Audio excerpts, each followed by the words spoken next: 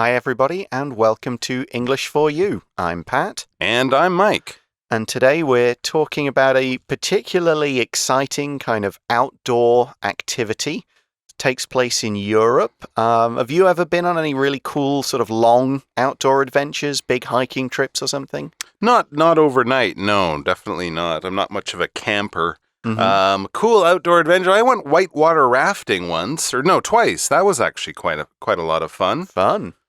Yeah, done that. How about you? I know you like to jump out of things or jump off of things. Yes, I did my bungee jump and skydive in New Zealand a good 15 years ago at this point. But yeah, some of those frightening experiences are still pretty fresh. But like yourself, I'm not really one for long camping trips. Happy to camp somewhere overnight. Once it gets into sort of 2 or 3 days, I do find myself thinking about the comforts of civilization. You miss your bathroom. Yeah, the conveniences of cities. Yeah, I remember a 3-day outdoor music festival event. By the end of that, I definitely wanted to be inside with a nice shower and so on. That's true. It's good to have those adventures, but it's also nice to come home. So what is this adventure? Well, it's called the Camino de Santiago. We're going to find out everything about it by reading through the first day of this article. Reading.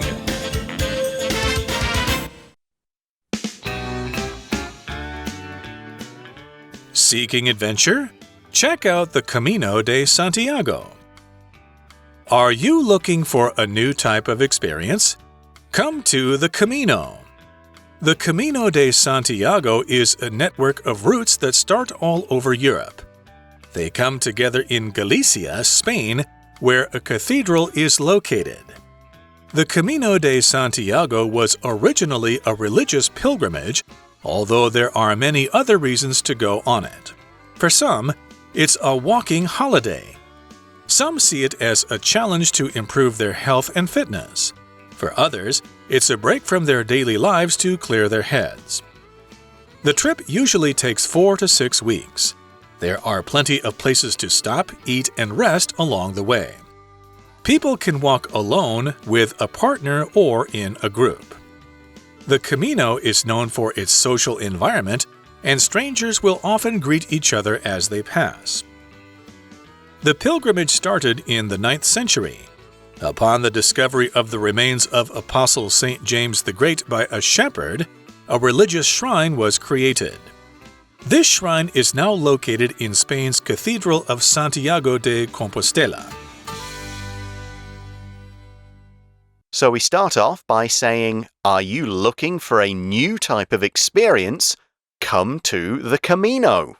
Okay, well, that's a good kind of advertising slogan or question on a poster to make you think about things, kind of say, yeah, I've been working and leading a pretty quiet life for a while. Maybe I am ready for a new type of experience. So they might tell you about bungee jumping, scuba diving, something kind of like that. Here, though, we're talking about the Camino. Now, what is that? It kind of sounds like a big festival or something. Come to the Camino, come to Mardi Gras. But actually, no, it's not. And we learn exactly what it is in the next sentence, which reads, the Camino de Santiago is a network of routes that start all over Europe. Okay, so this isn't kind of one thing happening in one place. It's a bunch of things that are all over the place. But we learn that they are a network of routes, and we also learn the full name, the Camino de Santiago. I think Camino, that's sort of like road or route or something like that. I think so, yes. In Spanish, so it's Santiago's route or Santiago's road or something like that. And it's a network of routes that start all over Europe, like roads. They all start in one place, but might lead off, they all start in different places, but might all lead you to one place at the end. And a route here, this is a vocabulary word we should look at. Basically, it's sort of a line of travel, a way you go somewhere. There might be many different ways to go somewhere. If you get in your car and turn on your GPS and say, I want to go from Taipei to Tainan. There might be different routes. You could take the highway. That might be the fastest route. You might go on a bike or on a motor scooter, so you can't go on the highway. You would need a different, slower route. Or you might take what some people would call the scenic route, the beautiful way, that might take you, down the East Coast and through the mountains until you get to Tainan. So different ways of getting to a place would be a route. For example, there are several routes to the top of the mountain, but this one is the safest. Others might be faster or more exciting or more beautiful or something, but this is the safe route. I guess we should also point out that a lot of Americans would pronounce it as route, wouldn't they? They do. Yeah, route Never rather than understood route. that one. So all these routes, so how can that be a single activity? Well, what we learn is that's the routes, come together in Galicia, Spain, where a cathedral is located. So all these routes start in different places all over Europe, but they come together in this one place. That means they join up. All of the ends are in the same place, even if they start somewhere else.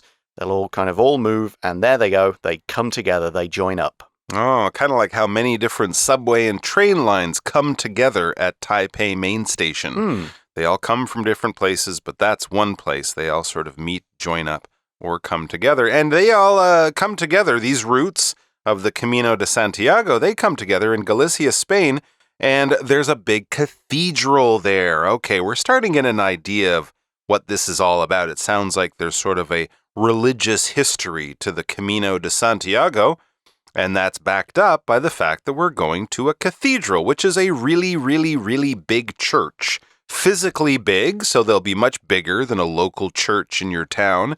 And also, it's a very important church. We use this term cathedral, especially in the Roman Catholic or the Anglican religions. And in a cathedral, of course, which is big, which will probably be beautiful. Many of them are very old and famous.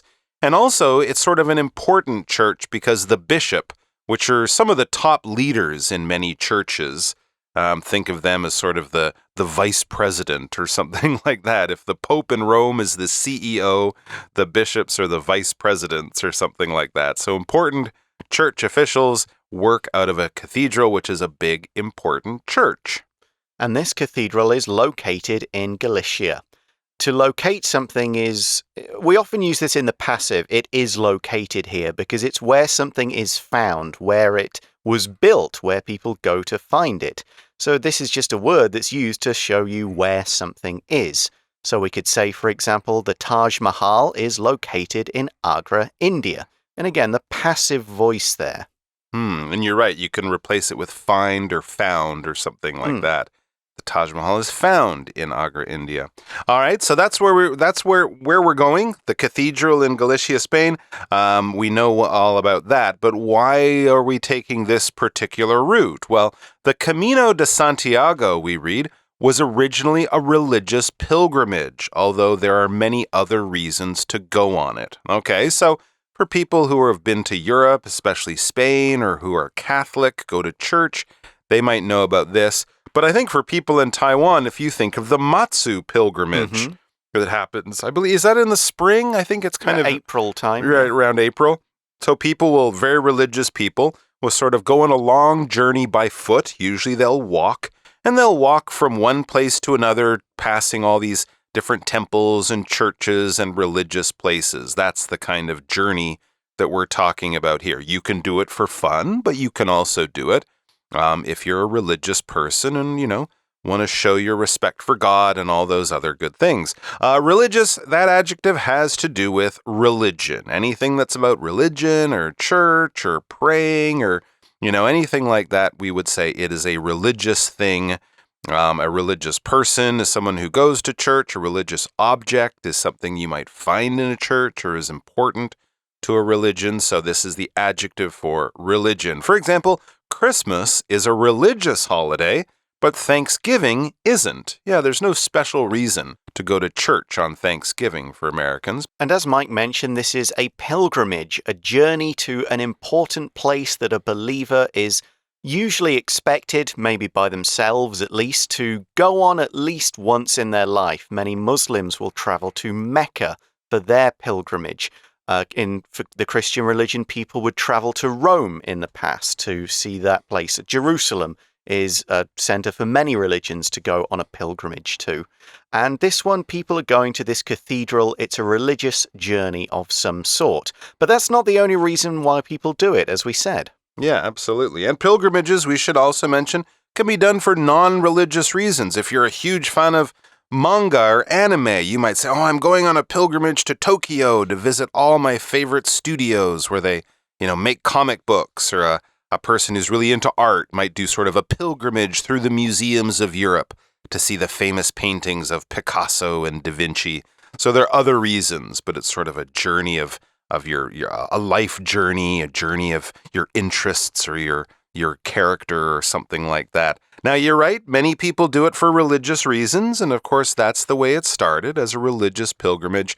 But as Pat mentioned, for some, as the article says, it's a walking holiday. Yeah, you might not be religious at all. You're just like, it sounds interesting. There'll be lots of cool things to see along the way. So think of it as just kind of going hiking, but you go on a sort of religious hike, or a hike with a religious theme. It would be a good hike. It would be a good exercise. Some see it as a challenge to improve their health and fitness. Sure, walking many, many kilometers for day after day, as a athlete might do, or something like that, would definitely be a challenge. Here, challenge, of course, we're using it as a noun here. It could be used as a verb, but a challenge is a difficult task or test.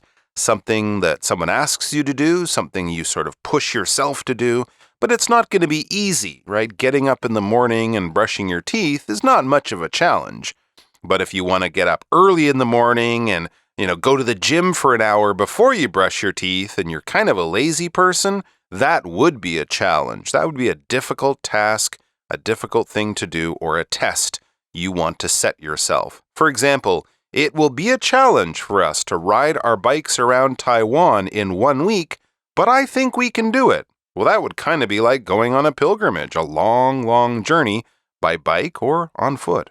But what this challenge would do is improve someone's health or fitness. It's a long walking. You're walking for 3 or 4 weeks, I think, in some cases. Wow. So this is going to improve your health. You'll be outside, you'll be exercising, and it'll improve your fitness.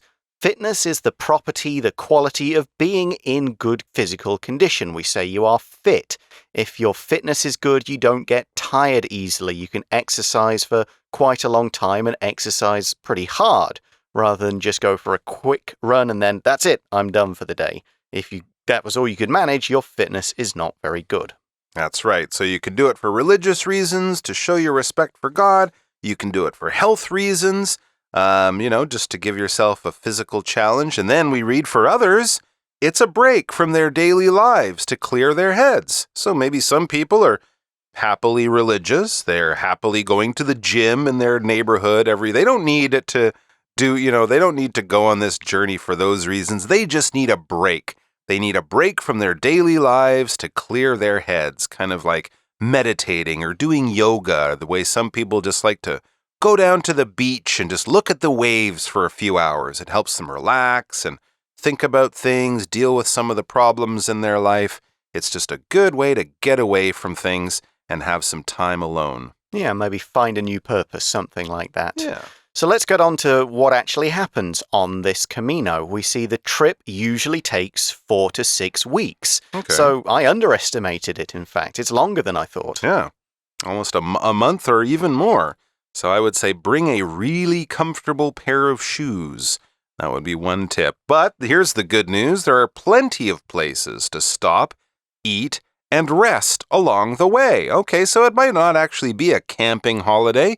You might find a little inn or a B&B or somewhere like that to stay, a little hostel. There are places for you to eat and rest, so restaurants, places you can take off your comfortable shoes and give your feet a nice rest. So they're prepared for these people. Remember, people have been doing this pilgrimage for hundreds of years.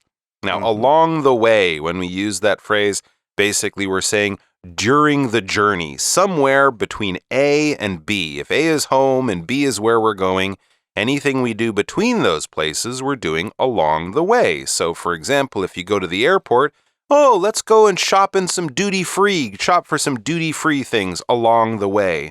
As we walk to the airplane, as we're doing our trip through the airport, along the way at some point, we will stop to do some other action or activity.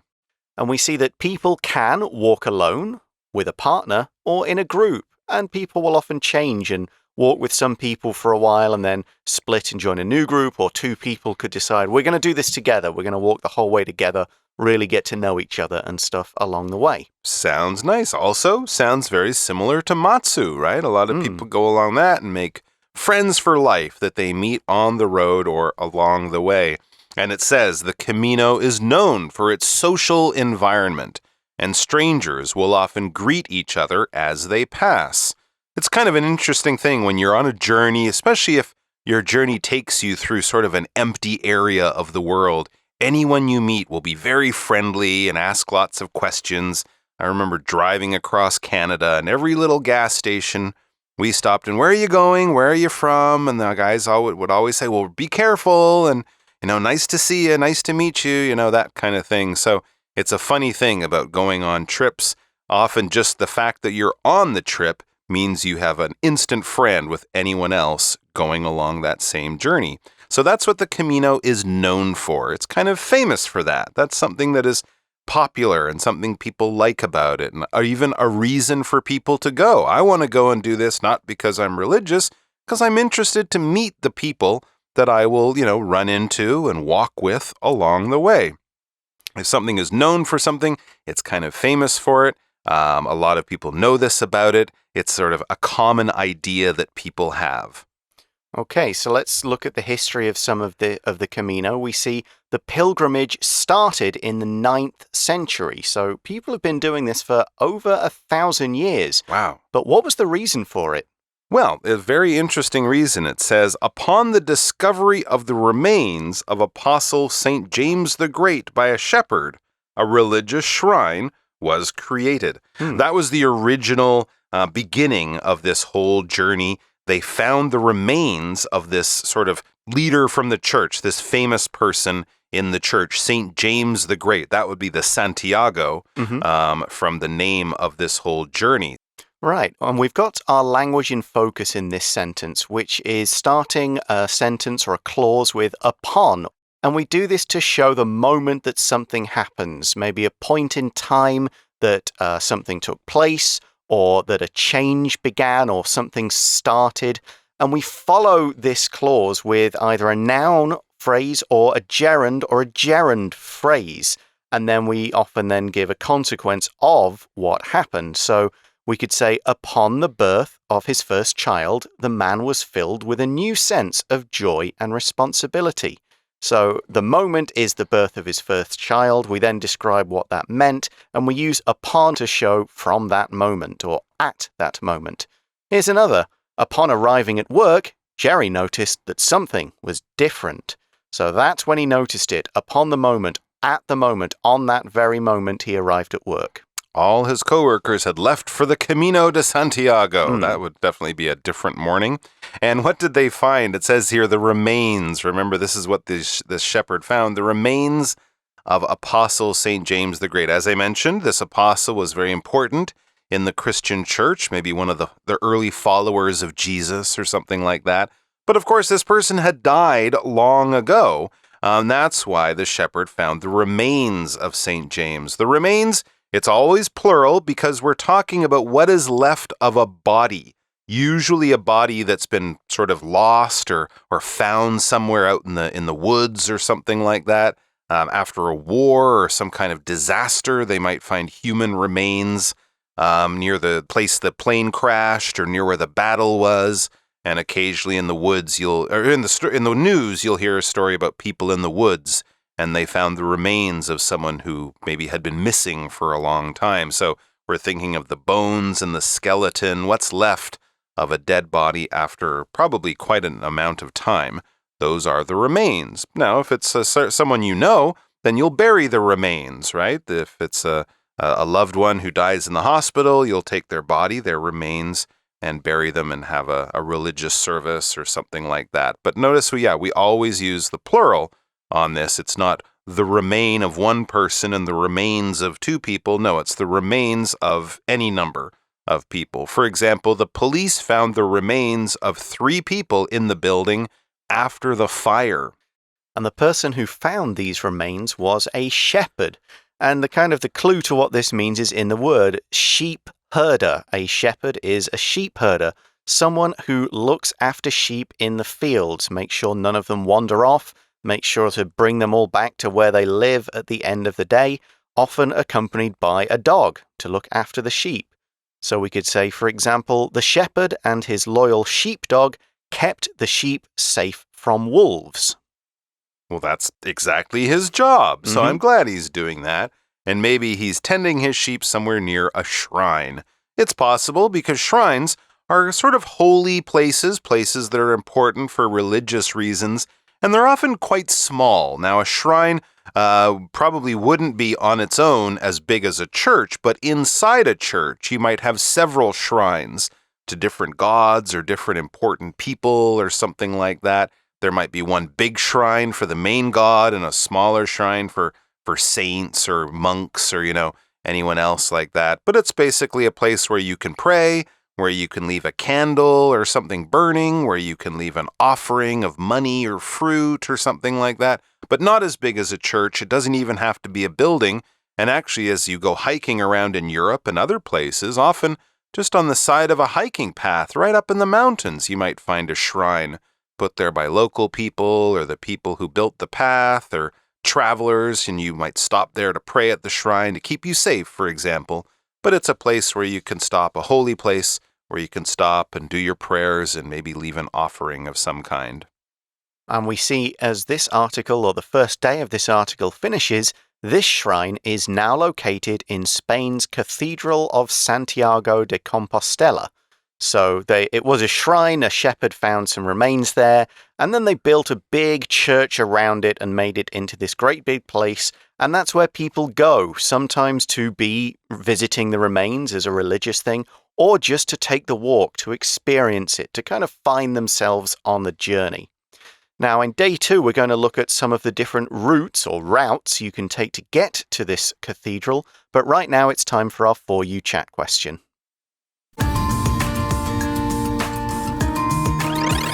You chat. So the question is, would you want to take a vacation where you walk for several weeks? Why or why not? That's a good question.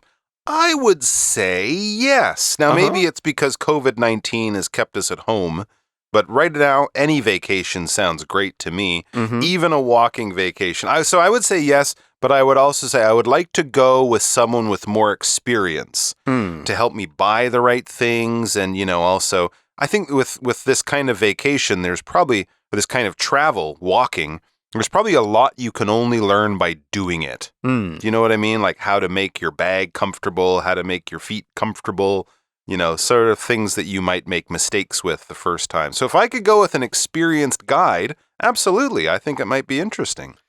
How about you? A few days, yes. A few weeks, probably not. I think that's probably too much time? Pushing my abilities of kind of fitness and also interest levels. Okay. I think after a few days of it, then I'd be ready for it to stop. But I reckon I could do a few days, like you said, with the right people, if it was in the right place and there was interesting stuff, beautiful scenery or things to see along the way. Sure, I'd give it a try, but several weeks is going to be too much for me. Now, when I take this trip, I definitely want to take the right route, and we're going to learn about the routes of the Camino de Santiago tomorrow. Join us again for that. Bye for now. Vocabulary Review. Route. Route. When we travel to Florida, our route will take us right down the I-75 highway. Locate. Locate. Taipei 101 is located in the east area of the city, where there are also many other modern buildings. Religious. Religious freedom gives people the right to believe in whatever they want. Challenge. The challenge I'm facing right now is that I need to get all this work done by Friday. Remains. After Mark died, his family had his remains buried close to their home. Shepherd. The shepherd is thinking about selling his sheep to buy some cows instead. 智慧小补帖 Cathedral. Pilgrimage. Shrine.